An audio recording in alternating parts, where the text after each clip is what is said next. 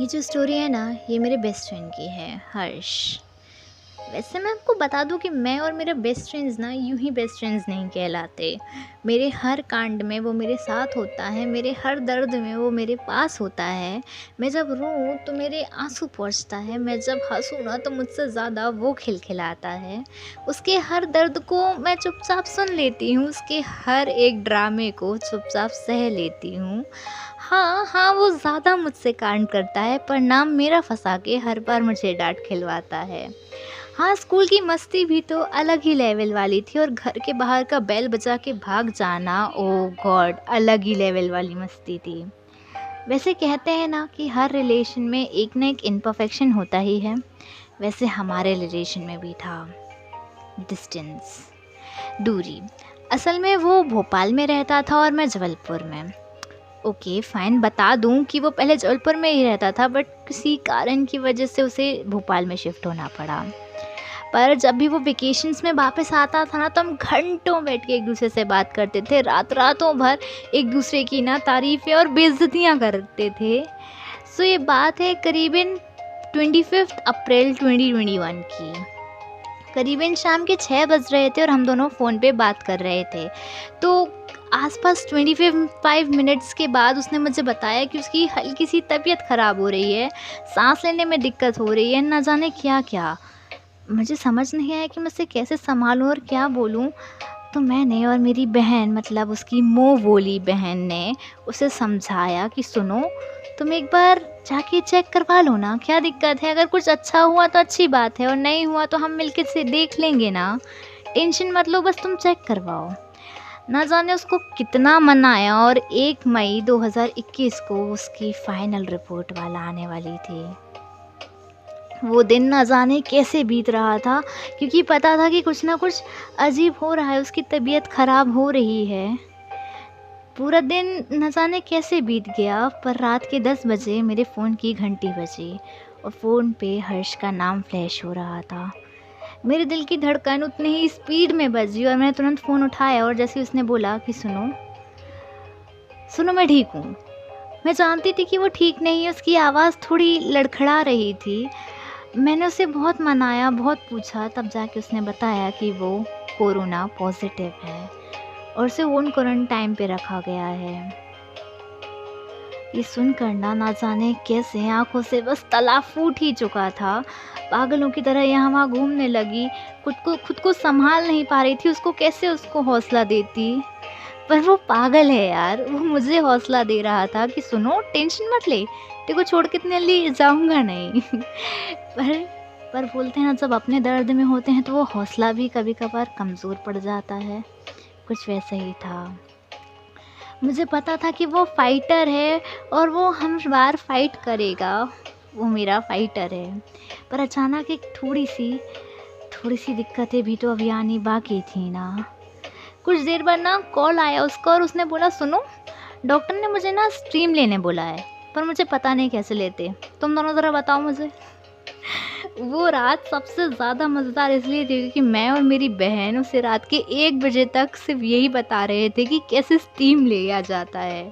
पर वो बुद्धू, उसको नींद के कारण वो मुझसे कहता है, तुम दोनों मिलके ना मेरा मुँह जला दोगी, मेरे को ना तुम लोग से बात ही नहीं करना है। वो उसको बिस्तर पे सुला के उसके हर दर्द को अपना बना के उसे हँसा कर ना जाने क्यों बस खुशी मिलती थी। हाँ, जानती हूँ मैं उसके पास नहीं थी, इस बात का बहुत गम था, उसकी ख़्याल नहीं रख सकती, इस बात का बहुत बहुत अफ़सोस था। पर उसे हर पल, एक हर आधा घंटे में मैसेज या कॉल करके पूछना, तुम ठीक हो ना? खाना खाया? दवाइयाँ स्टीम ली? और उसका तंग आके कहना, अरे हाँ बाबा, ले ली।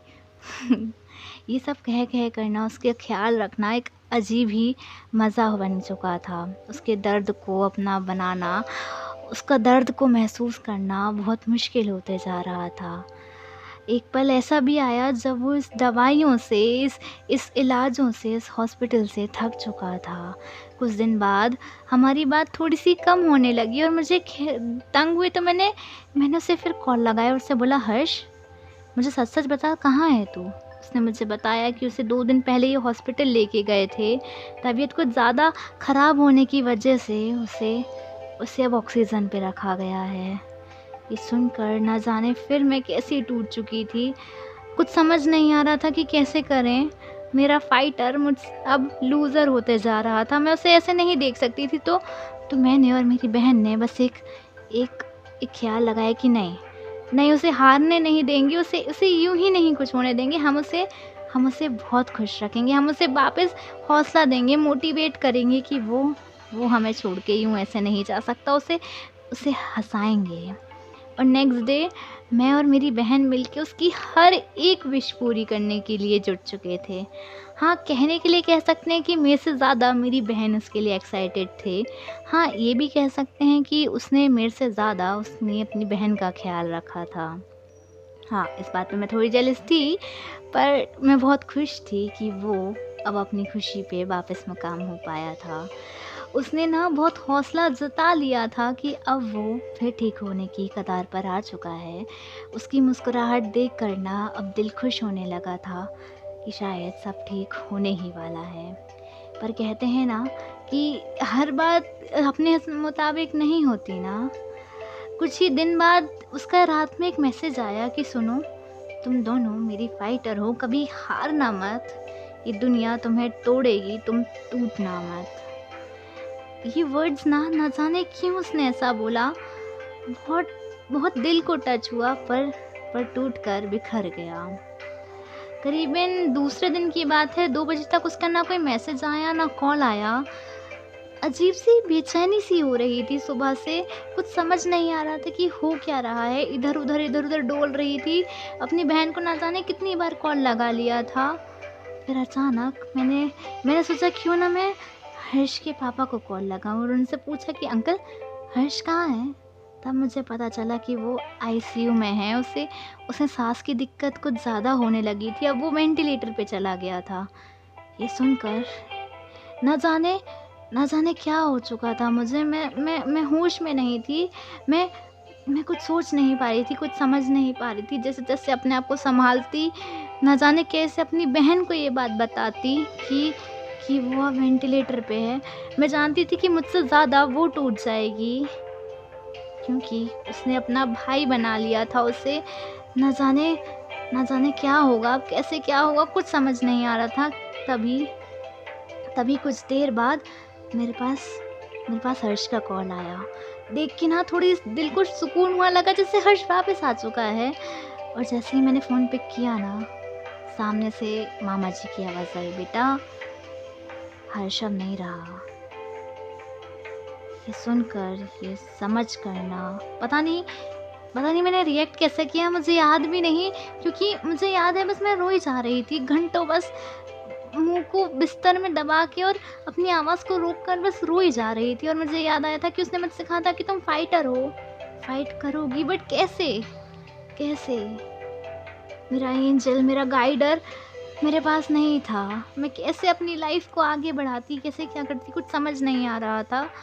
तभी मैंने कुछ दोस्तों का सहारा लिया कि कोई मुझे आके हौसला दे, कोई मुझे आके संभाले। पर वो कहते हैं ना, जब आप दिक्कत में होते हो ना, तब अपने भी दूर चले जाते हैं आपसे। तो कुछ ऐसा ही था। जब मैंने उनका सहारा लेने की कोशिश करी ना, तो वो मुझसे दूर चले गए।